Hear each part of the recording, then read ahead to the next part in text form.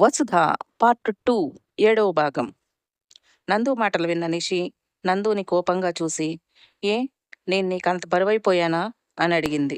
నిషి మాటలు విన్న నందు ఒక్క క్షణం షాక్ అయ్యాడు. ఏంటి మా అలా మాట్లాడుతున్నావు? నిన్నెప్పుడైనా బరువుగా భావించానా నేను అన్నాడు నందు బాధగా. నందు మాటలు విన్న నిషి ఆ మాటల్లోని బాధని అర్థం చేసుకుని, మరి లేకపోతే ఏంటి నందు, ఇప్పుడేగా నువ్వు మా లైఫ్లోకి వచ్చింది. నీతో పాటు కొన్ని రోజులు స్పెండ్ చేయనీయకుండా పెళ్లి పేరుతో నన్నెందుకు బయటికి గెంటేయాలని చూస్తున్నావు? అలాంటప్పుడు ఇలా కాక నేనెలా మాట్లాడతాను? నాకు ఇప్పుడప్పుడే పెళ్లి చేసుకోవాలని లేదు నందు. నీతో, నానమ్మతో, తాతయ్యతో, తమ్ముడితో టైం స్పెండ్ చేయాలి అని ఉంది. మా చిన్నతనం నుండి ఎప్పుడూ అమ్మ బాధపడటం మాత్రమే చూశాం. అమ్మ సంతోషంగా గడపటం కూడా చూడాలని ఉంది. అమ్మ సంతోషంలో పాలు పంచుకోవాలని ఉంది.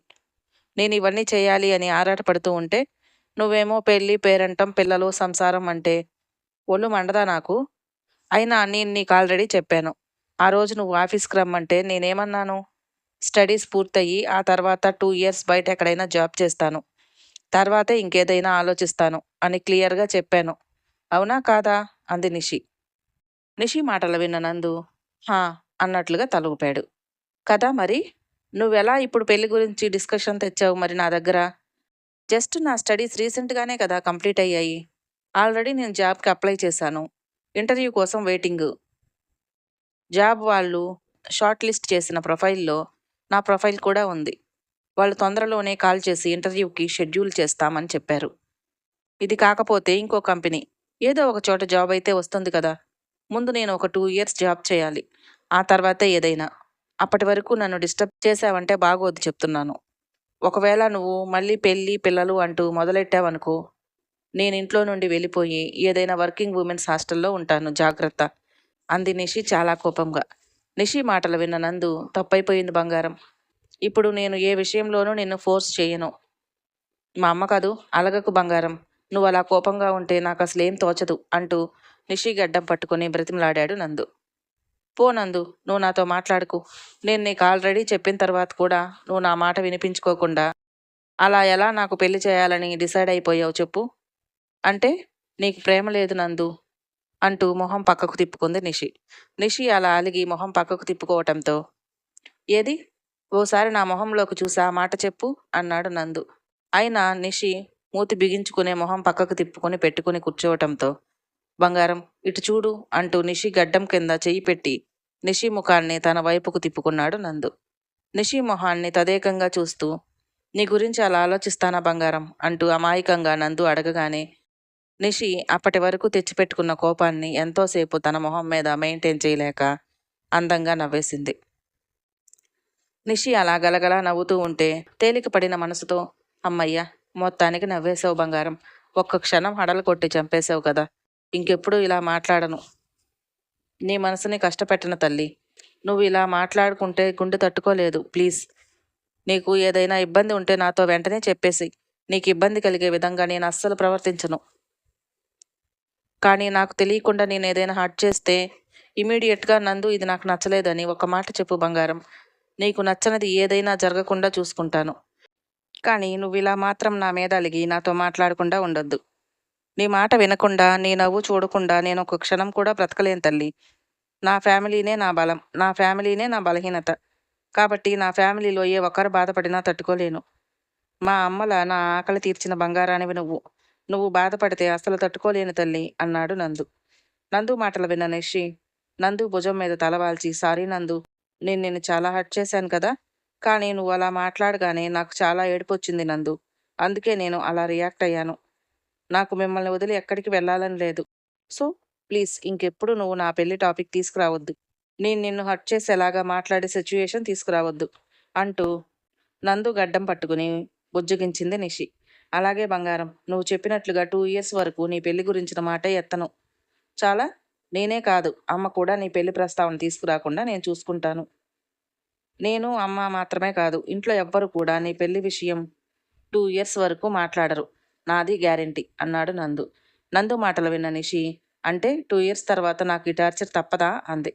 ఆడపిల్ల అన్న తర్వాత ఖచ్చితంగా పెళ్లి చేసుకోవాలి కదమ్మా.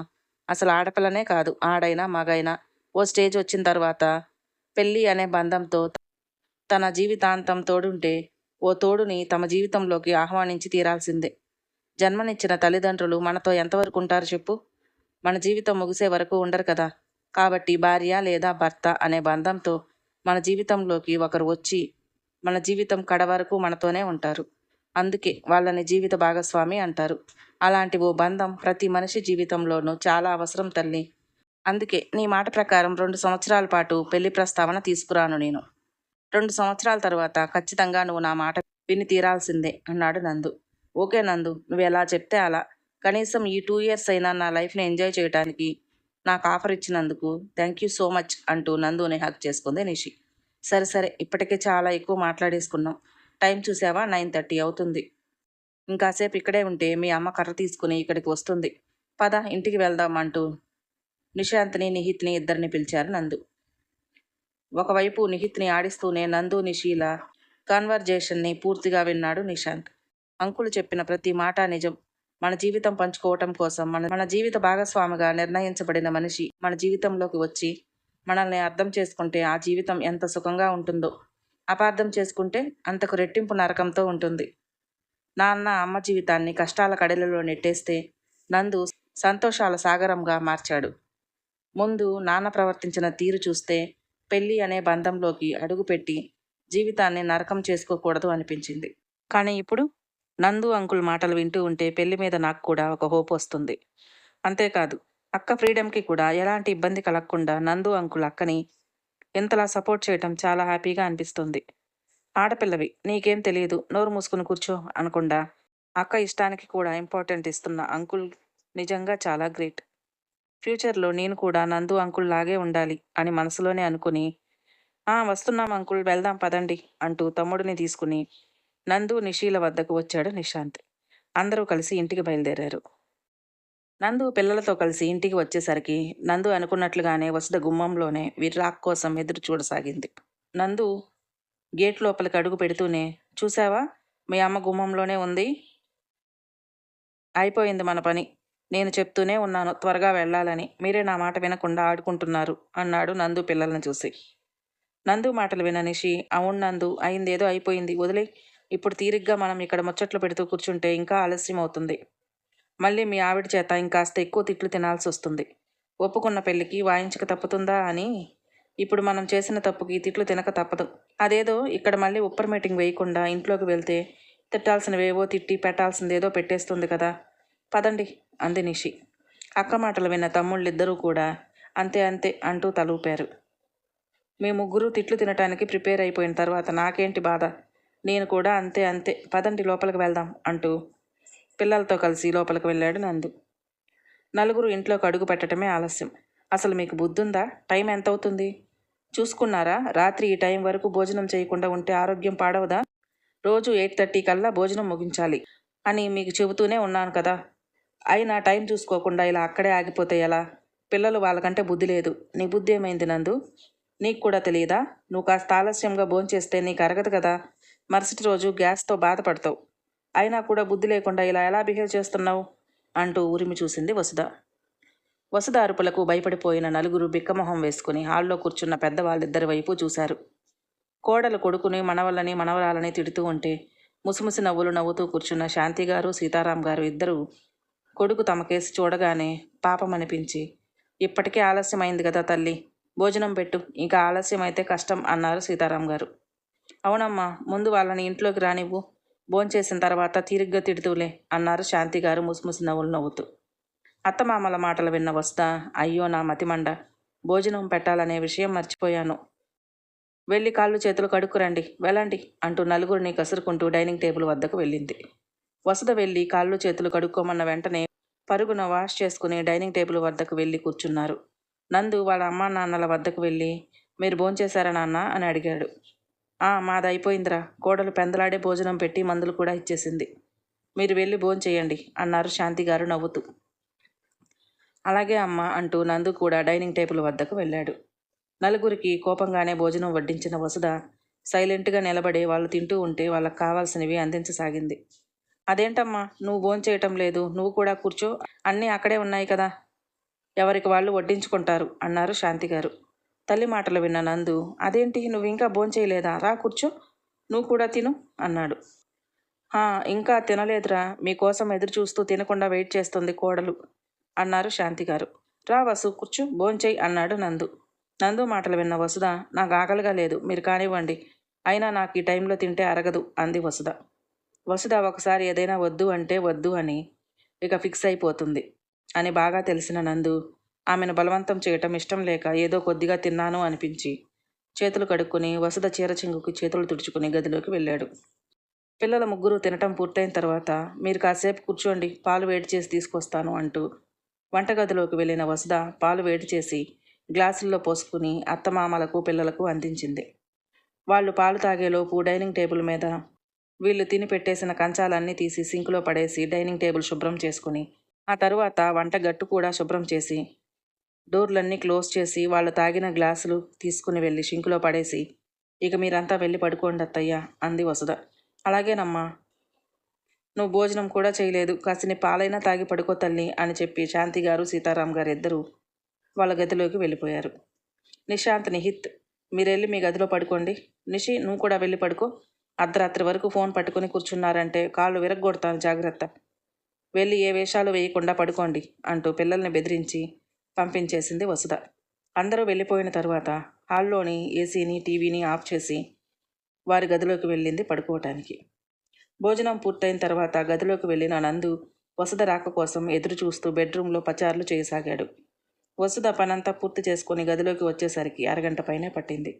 వసుధ గదిలోకి రావటమే డోర్ క్లోజ్ చేసి వెనకకి తిరిగిన నందు పచార్లు చేయటం చూసి, ఏంటి నిద్ర రావట్లేదా, ఇక మెలకుగానే ఉన్నావు అని అడిగింది. నా భార్య మణి అలిగి అలకతో ఉంటే నాకు నిద్రలా వస్తుంది బంగారం అన్నాడు నందు. అంత పెళ్ళాం మీద ప్రేమే ఉంటే సాయంత్రం ఆఫీస్ నుండి త్వరగా వచ్చేవాడివి, పిల్లలను బయటకు తీసుకెళ్లిన తర్వాత కూడా తొందరగానే ఇంటికి వచ్చేవాడివి, పిల్లలతో టైం స్పెండ్ చేస్తూ పిల్లాన్ని మర్చిపోయి ఇప్పుడొచ్చి పెద్ద కబుర్లు చెప్తున్నాడండి అంటూ మూతి ముడుచుకుంది వసుధ. మూతి ముడుచుకున్న వసుధ మోముని ముద్దుగా చూస్తూ, అబ్బో, మా శ్రీమతి గారికి అలకటం కూడా వచ్చే. నీ అలకకి కారణం నేను త్వరగా రాలేదని కాదు, నేను సరిగ్గా భోజనం చేయలేదనే కదా. నిషితో మాట్లాడుతూ కూర్చుని నాకు టైం తెలియలేదు బంగారం, ఇంకెప్పుడు ఇలా చెయ్యను, ఈవినింగ్ తొందరగానే భోజనం చేస్తాను, సరేనా అన్నాడు నందు వసుధ గడ్డం పట్టుకుని బ్రతిమలాడుతూ. సరే, మొదటి తప్పు కాబట్టి క్షమించేస్తున్నాను. ఇంతకీ నిషితో అంతలా ఏం ముచ్చట్లు పెట్టారేంటి అని అడిగింది వసుధ కళ్ళెగరేస్తూ. వసుధ అడిగిన వెంటనే నందు ఏ విషయం కూడా దాచకుండా నిషితో మాట్లాడిందంతా పూర్తిగా చెప్పి, ఇప్పట్లో తన పెళ్లి ప్రస్తావన తీసుకురావద్దు, తను అడిగినట్లుగా 2 ఏళ్ల పాటు మనం తన దగ్గర పెళ్లి గురించిన ప్రసక్తే తేవద్దు, అమ్మా నాన్నలతో, అత్తయ్య మామయ్యలతో, వాసు రుద్రతో కూడా ఈ విషయం గురించి నేను మాట్లాడతాను, మీరెవరూ నిషి ముందు పెళ్లి మాట తీయకూడదు అన్నాడు నందు. నందు నిషి గురించి ఇంతలా ఆలోచించడం వసుధకి ఎంతగానో సంతోషం కలిగించింది. దాంతో, అలాగే నందు, నువ్వు చెప్పినట్లుగానే నిషి పెళ్లి ప్రస్తావన తీసుకురాను నేను, అయినా దాని పెళ్లి గురించి ఆలోచించాల్సిన అవసరం నాకేముంది, అన్నీ చూసుకోవటానికి నువ్వు ఉన్నావుగా, నాకు మిమ్మల్ని చూసుకోవటం తప్ప వేరే ఏమీ లేదు అంటూ భర్త గుండెలపై ఒదిగిపోయింది వసుధ. ఆఫీసు నుండి వచ్చేటప్పుడు తీసుకువచ్చిన మల్లెపూలు, జిలేబీలు బయటకు తీసి, ఇందా తిను, నీకిష్టమని బెల్లం జిలేబీ తీసుకొచ్చాను, ఆఫీసు నుండి వచ్చేటప్పుడే అంటూ వసుధ ముందు బాక్స్ ఉంచాడు. బాక్స్ ఓపెన్ చేసి చూసిన వసుధ, వావ్, బెల్లం jalebi, thank you so much నందు అంటూ జిలేబీ మొక్క తీసుకుని నోట్లో పెట్టుకుని, మరి పిల్లలకు, అత్తయ్య మామయ్య వాళ్ళకి అని అడిగింది. వసుధ మాటలు విన్న నందు నవ్వుతూ వసుధ నెత్తి మీద ఒక మొటిక్కాయ వేసి, వాళ్ళందరి కోసం కూడా తీసుకొచ్చాను, కింద ఫ్రిడ్జ్లో పెట్టాను, వాళ్ళు రేపు ఉదయం తింటారులే, నువ్వు భోజనం కూడా చేయలేదు కాబట్టి నువ్వు తిను అన్నాడు నవ్వుతూ. వసుధ తాను తింటూ నందు నోటికి కూడా అందించింది. నువ్వు కూడా సరిగ్గా భోంచేయలేదు, తిను అంటూ తినిపించసాగింది. వసుధ అంత ప్రేమగా తినిపిస్తూ ఉంటే ఇష్టంగా తిన్నాడు నందు. ఇద్దరు జిలేబీ తిని పక్కన పెట్టిన వాటర్ బాటిల్లో నీళ్లు తాగి తరువాత నందు స్వయంగా వసుధ జడలో తను తీసుకువచ్చిన మల్లెపూలు పెట్టాడు. ప్రతి ఆడపిల్ల ఇలాంటి ఒక అద్భుతమైన క్షణాల కోసం ఎంతగానో ఎదురు చూస్తుంది. మనసైన వాడు తన మనసు తెలుసుకుని జడలో జాజిమల్లెలు తురుముతూ ఉంటే ఆ క్షణాన్ని ఆస్వాదిస్తూ అలానే భర్త గుండెల్లో ఒదిగిపోయింది వసుధ. థ్యాంక్ యూ నందు, థ్యాంక్ యూ సో మచ్, నా జీవితం ఎంత సంతోషంగా సాగుతుందని నేను అనుకోలేదు, ఇదంతా కల కాదు కదా, కళ్ళు తెరిస్తే చెదిరిపోయే స్వప్నమేమో అని భయంగా ఉంది అంటూ నందు గుండెల్లో గువ్వలా ఒదిగిపోయింది వసుధ. వసుధ మాటల్లోని భయాన్ని అర్థం చేసుకున్న నందు అలాంటిదేం లేదు బంగారం. నేను నిజం. నువ్వు నాతో ఉన్నది నిజం. మనిద్దరం ఏకాంతంగా మన పడక గదిలో ఉన్నది నిజం. ఉదయం తెల్లవారగానే నందు జిమ్ రూమ్లోకి వెళ్ళేసరికి నిషి, నిశాంత్ ఇద్దరు వర్కౌట్ చేయడం మొదలుపెట్టారు. నిహిత్ మాత్రం పక్కనే కూర్చుని వాళ్ళని గమనించసాగాడు. ఏరా, నాన్న దగ్గరకు వెళ్తానంటూ ఇక్కడ నుండి నేనెంత చెప్పినా వినకుండా చించుకుని వెళ్ళావు కదా, ఏమైంది? మళ్ళీ వెంటనే వచ్చేసి ఇంత బుద్ధిగా కూర్చున్నావు అని అడిగాడు నిశాంత్. అన్న మాటలు విన్న నిహిత్, నాన్న వస్తున్నానని చెప్పాడు అన్నయ్య. నన్ను ఇక్కడే వెయిట్ చేయమన్నారు, అందుకే ఇక్కడ కూర్చున్నాను. ఓ, ఇప్పుడు నందుబాబు వచ్చి తమరికి ట్రైనింగ్ ఇస్తారా అంది నిషి నవ్వుతూ. హా అక్క, నాన్న వచ్చి నేర్పిస్తానన్నాడు నిహిత్ మెరిసే కళ్ళతో సంతోషంగా చెప్పాడు. సరే సరే, నాన్న పక్కన ఉంటే చెయ్యి, నో ప్రాబ్లం. కానీ నువ్వు ఒక్కడవే ఉన్నప్పుడు ఈ జిమ్ రూమ్లో ఎలాంటి వస్తువులు టచ్ చేయొద్దు, జాగ్రత్త అని బెదిరించారు అక్కా తమ్ముళ్ళిద్దరూ. సరే అక్క, ఇందాక నాన్న చెప్పారు, ఇక్కడ ఉన్న ఐటమ్స్ అన్నీ చాలా బరువుగా ఉంటాయట. పైగా ఏవి ఎలా వాడాలో నాకు తెలియదట. అన్నీ నాన్న దగ్గర ఉండి నేర్పిస్తానన్నారు. అక్క, నేనేం ముట్టుకోను అన్నాడు నిహిత్ బుద్ధిగా. నిహిత్ మాటలు విన్న నిషి, నిశాంత్ ఇద్దరు, అయితే ఓకే, నువ్వు బుద్ధిగా ఉంటానంటే మాకేం ప్రాబ్లం లేదు. నాన్న వచ్చిన తర్వాత జిమ్ చేసుకో అన్నారు ఇద్దరు. వీళ్ళిద్దరూ నిహిత్తో అలా మాట్లాడుతూ వాళ్ళ వర్కౌట్స్ చేస్తూ ఉండగానే నందు ఆ రూమ్లోకి వచ్చాడు. నందుని చూడగానే పిల్లలిద్దరూ చిరునవ్వుతో గుడ్ మార్నింగ్ అంటూ విష్ చేశారు. నందు కూడా పిల్లల్ని గుడ్ మార్నింగ్ బంగారం అంటూ తిరిగి విష్ చేశాడు. నిహిత్ నందు దగ్గరకు వచ్చి, చెప్పు నాన్న, ఏం చేయాలి, ఎలా చేయాలి అని ఎంతో ఎగ్జైటింగ్గా అడిగాడు. వాడి ఫీలింగ్ అర్థం చేసుకున్న నందు, చెప్తాను కన్నా అంటూ తేలిక ఎక్సర్సైజ్లు వాడికి చూపించి, రోజు ఇవే చేయాలి, కొన్ని రోజులు పోయిన తర్వాత అక్క అన్నయ్య చేస్తున్నారు కదా, అలాంటివి కూడా చేయిస్తాను నీకు అంటూ వాడికి అర్థమయ్యే విధంగా చెప్పి తను పుషప్స్ చేయటం స్టార్ట్ చేశాడు నందు. గదిలో నుండి కిందకి వెళ్ళిన వసుధ నేరుగా వంటగదిలోకి వెళ్ళిపోయింది. వసుధ వంటగదిలోకి వెళ్ళేటప్పటికి పని మనిషి అంట్లు కడిగిపెట్టి ఇల్లంతా శుభ్రం చేసి బయట ఊడ్చి నీళ్లు చల్లేసింది. వంటగదిలోకి వెళ్ళిన వసుధ ముందుగా దేవుడికి నైవేద్యం వండి పక్కన పెట్టి ముగ్గు డబ్బా తీసుకుని ఇంటి ముందు వెళ్ళి చక్కగా ముగ్గు వేసి తిరిగి లోపలికి వచ్చి పొయ్యి వెలిగించి స్టవ్ మీద పాలు పెట్టి పని మనిషితో ఆ పాలు చూస్తూ ఉండమని చెప్పి తను ముందుగానే వండిపెట్టిన ప్రసాదాన్ని తీసుకుని దేవుడి గదిలోకి వెళ్ళి దేవుడి గదిలో దీపం వెలిగించి నైవేద్యం అర్పించి ఇల్లంతా సాంబ్రాణి పొగ వేసింది. వసుధ ఈ పని పూర్తి చేసే లోపల పొయ్యి మీద పెట్టిన పాలు కాగిపోవటంతో పెద్దవాళ్ళకి కాఫీలు, పిల్లలకి పాలు కలిపి ముందుగా అత్తమామల గదిలోకి వెళ్ళి వాళ్ళిద్దరికీ కాఫీ అందించింది. అక్కడి నుండి నేరుగా జిమ్ రూమ్లోకి వెళ్ళింది వసుధ. వసుధ వెళ్ళేసరికి నలుగురు చెమటలు కక్కుతూ ఉన్నారు ఎక్సర్సైజులు చేసి. వాళ్ళని అలా చూసిన వసుధ చిరునవ్వుతో పిల్లల్ని విష్ చేసి, ఇక చాలు, ఈరోజు కాపేయండి అంటూ నందుకి కాఫీ, పిల్లలకి పాలు అందించింది. వసుధ అందించిన పాల గ్లాస్ అందుకుని సోఫాలో కూర్చున్నారు పిల్లలు. నందు పక్కనే ఉన్న బీన్ బ్యాగ్ మీద కూర్చుని కాఫీ తాగటం మొదలుపెట్టాడు. నందు పక్కనే ఉన్న మరో చైర్లో కూర్చుని వాళ్లతో పాటే కాఫీ సిప్ చేస్తూ పిల్లలు చెప్పే కబుర్లు వినసాగింది వసుధ. అందరూ తాగటం పూర్తయిన తర్వాత ఖాళీ గ్లాసులు తీసుకుని ఆ గది నుండి వెళ్తూ, తొందరగా ఫ్రెష్ అయ్యి రండి, టిఫిన్ ఏర్పాటు చేస్తాను అంటూ కిందకి వెళ్ళిపోయింది. వసుధ వెళ్ళగానే ఎవరి గదిలోకి వాళ్ళు వెళ్ళి చక్కగా ఫ్రెష్ అయ్యి బయటకు వెళ్ళటానికి రెడీ అయ్యి గదిలో అందరూ కిందకి వచ్చి కూర్చున్నారు.